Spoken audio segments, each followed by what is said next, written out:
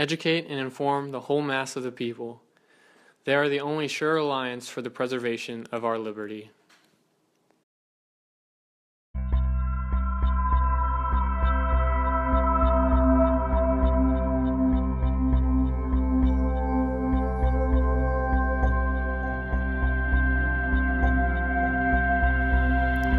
It's clear that a lot of people in our generation want to go to college today because of its massive benefits.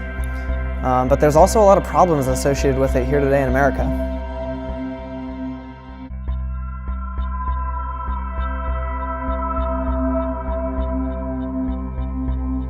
You're right, Ryan. There are a lot of problems, and the big one, obviously, is student debt. It has been affecting a lot of people for the past 50 or so years, but there are many more problems. The wealthy, they are getting into college a lot faster, and they are doing a lot better because of how they were raised and the high schools that they came from, and how far a degree gets you after college. Even if you're successful in college, now results in a lot more competitive jobs.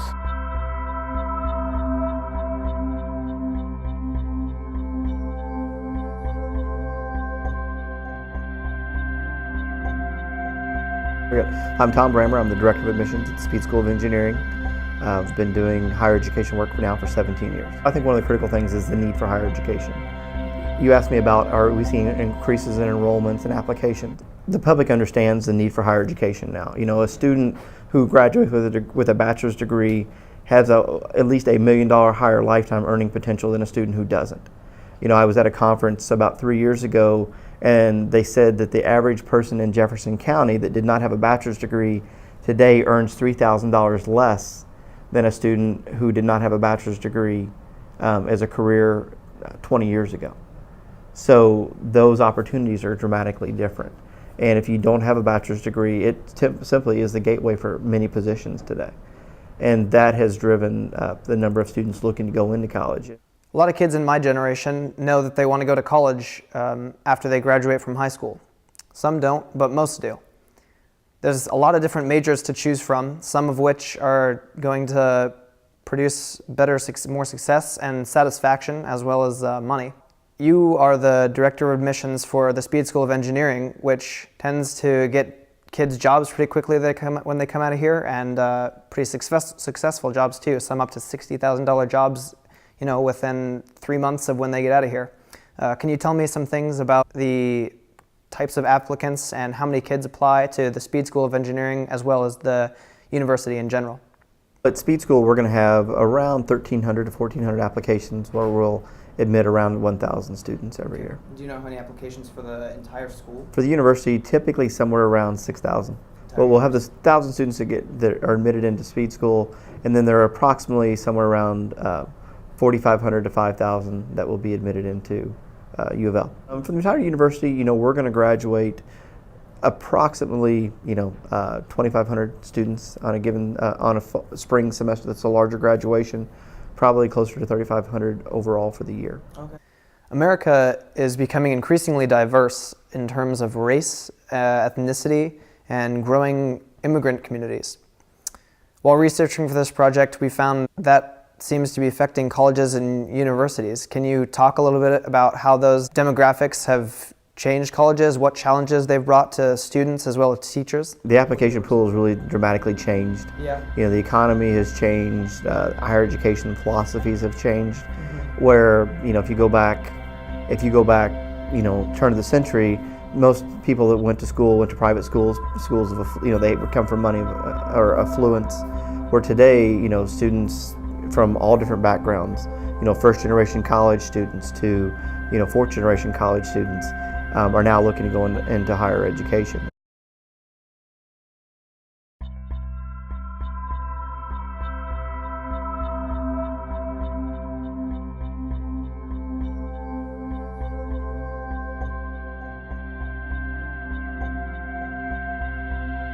My name is Cedric Forte. I'm a junior at Heritage High School, 425. My name is Jackson Langford. I'm 18-year-old and I'm a senior at McLean High School. This is our auditorium and theater. We have lights, standard light sound. It's not particularly high tech, but we have a nice system. Here, go to the metal detector. Like, they use this to try to, you know, keep schools safe, but obviously it doesn't work because like even when someone walks through and it beeps, like they don't even search them or anything. They just say, okay, walk back through, empty your pockets. That's all they do. This is our new studio. It's one of 3 high schools in the county who has it. Hey, orchestra, can you start playing? In your opinion, do you think bad neighborhoods produce bad schools, or that bad schools produce bad neighborhoods? As far as quality of school district, is that a relationship of the community that it's in? Obviously, in some ways, yes, it could be true, but we will see school districts from out in rural areas that are just as disenfranchised, just as economically challenged as a metropolitan school in Louisville or Chicago or Cincinnati or wherever, with the same type of socioeconomic challenges that excels quite well. So it's really, you are a product of your own environment. And if you're willing to seek out those, now those are sometimes are diamonds in the rough that we have to go find from the admission standpoint, but there will be high ability students with potential at all schools. Well, one thing with these walls, like they really need to be repainted because of the graffiti. As you can see here, they tried to repaint it, but it doesn't blend in. You can actually tell they just really just gave up on repainting the walls. So, to what extent do you think a student's success is based on his own aptitude and willingness to put forth effort to complete college, as opposed to the experiences he's been in or the environment that he's grown up in and also is in during college? There's no question that once a student is in school, a great deal of how well they're going to do in college or university has to do with their own innate abilities. On the other hand, there's 2 questions I think at play there. One, will they even get into college or even approach college or university in the first place? In many cases, students come from backgrounds where they have not had a parent go to college, they're unfamiliar with the process. The application process alone in colleges, particularly with financial aid processes, has just become so complicated. There are dozens of pages to fill out of complicated information that often prevent students or prohibit them from even getting toward colleges in the first place. But then once they're there, while a student may have great innate abilities, they often may find themselves living in an environment that is not at all conducive to studying. They maybe never really learned how to study very well, or their neighborhood that they're having to live in while they're going to a community college is violent and loud, and they're just unable to have the means by which to just study on a daily basis so that they can do well in school. They may even struggle with issues from being hungry, not having enough to eat, not having enough a place to be able to sleep sufficiently if they're in a crowded apartment somewhere. So I think that while innate ability is wonderful and a real clear indicator of how well people can do in college once they're there, people's surroundings and their environment, both before they get to college as well as while they're in it, have a great deal to do with whether or not they're going to succeed. It's not a myth that kids that grow up in more troubled neighborhoods are at more of a disadvantage than those that grow up in wealthier areas. Now, our research continues to support this, and even if these kids do get into college, which many of them don't, they struggle to the point to where they have to drop out and find other means of supporting themselves.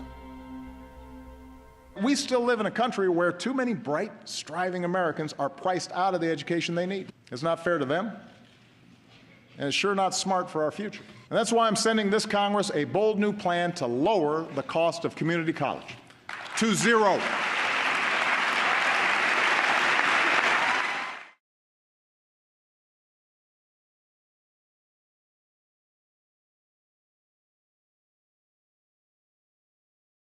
Student loans, the crushing debt.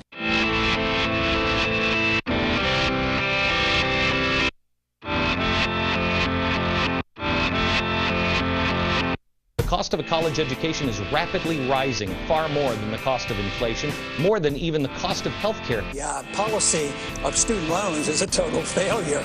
I mean, $1 trillion of debt. The national average for student debt is somewhere between $40,000 and $50,000. U of L usually hovers below that national debt average, probably closer between the $20,000 to $35,000 range. Our goal at the University of Louisville is to try to help students leave here with as little tuition debt as possible. Among the other things that I do in my career, I'm teach as an adjunct faculty member at a graduate school in California once a year. I've done this for about 10 years now. And as I was coming up as a student, I mentioned earlier that I had incurred some student debt. For me, it was not insignificant, but I was able to pay it off because I started my career life as an attorney, and I had a good job, and a good paying job. But when I look at what the students are facing today, the amount of debt that they're incurring for their undergraduate and graduate school educations is just astronomical. We're not talking about $20,000 or $25,000. In many cases, we're seeing students, it's not uncommon to see students incurring $70,000, $80,000, even $100,000 worth of debt. And in many cases, they're getting out and arriving in professions where, they may make $45,000 or $50,000 a year. And so they're facing years of financial hardship even before they begin their career.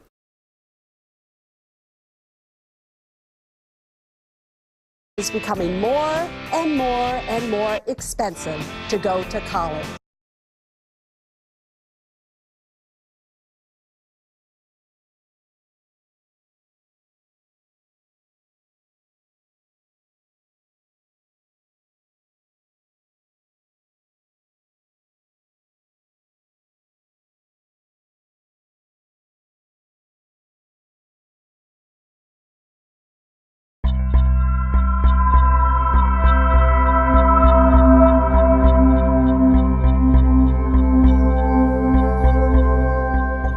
College worth it, ladies? Yes, it is worth it. Of course it's worth it. Is it for everybody? No. But is it worth it? Yes. It actually increases your earning potential by 20%. This is historically true. It's still true today. We're saddling our kids with debt they can't afford. We're not adequately preparing them for the workforce. And we're breaking our economy by subsidizing ever-rising college tuition costs. I actually completed a Bachelor of Arts. I did a Master's of Divinity or Theology. I did a Juris Doctorate in the law, and I did a PhD in intercultural studies, and then finally I also received what's called a PNDS certificate in Germany, studying in German language and literature. So I went through a lot of school.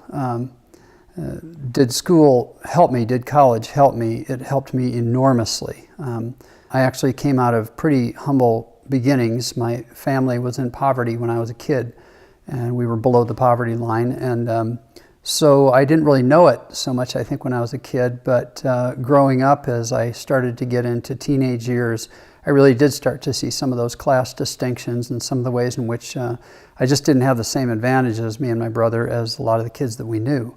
There is no question that early on I began to dream about going to college. I had to pay for a lot of it myself. I did go into some student debt doing it. But it was, for me, well worth it because there was really no turning back. There was not anything to go back to. And so having the college degrees that I've had have helped me enormously to get ahead and to do the things that I've wanted to do and to have a very fulfilling life and a good career and to be able to make a good living. In some regards, the amount of for-profit schools, University of Phoenix type schools, have really exponentially exploded the number of students that will have some type of higher education. And there are some very good for-profit schools, but some see it as a revenue generator, and underqualified and students who are not savvy to understand the cost, because you're usually going to pay quite a bit more for a for-profit education. And that's why the federal government's setting up stipulations that your cost of tuition cannot exceed what your income level would be if you graduate with that degree. So sometimes some of the uninformed are preyed upon a little bit, and also a lot of the schools don't have proper accreditation. So we'll have students constantly that will have a degree from a for-profit school that want to come to U of L, but none of those credits are valid credits that transfer, and it's usually a shock to them when they find that out. The resolution to the problems that colleges and universities are facing in the United States right now is hardly a simple one, but it's a serious one that people need to wake up and really think about. Right now, it would seem as though colleges and universities are doing things that tend to favor wealthier students, wealthier applicants coming out of better high schools, better neighborhoods, and that means that the gap between the wealthy and the poor is going to increase over time. the gap between those who have great jobs and those who have lesser jobs that not only don't pay as well, but they don't increase as well to keep up with inflation. And the nature of the problem being one of a whole group and class of people who become discouraged with the system and don't believe that there's really any way to succeed or get ahead is really going to come back to haunt us if we don't take this very seriously. So, you know, I appreciate any kind of efforts that people put in where they simply raise very seriously the problem of what's going on. There are no easy solutions, but this is something that we really need to pay attention to. Unfortunately, there is no easy solution to this problem, but it's a big one.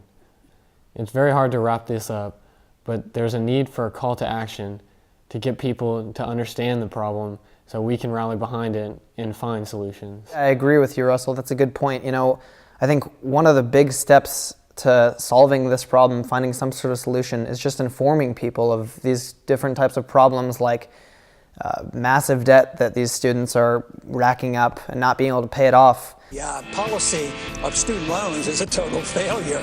I mean, $1 trillion of debt. As well as the fact that not all high schools are the same, and some have a disadvantage, as well as the fact that the colleges favor the wealthy is not fair. And it's creating this big problem of a gap between wealthy, people of lower income, and educated and uneducated. And none of it is good for our nation's economy. Colleges need to justify what it is they're doing with our tuition dollars and our taxpayer dollars. You are seeing the potential of an economically lost generation. And the average debt for a college senior right now is over $25,000. It's time for Congress to stand for the rights of student loan borrowers. Because in the United States of America, no one should go broke because they chose to go to college.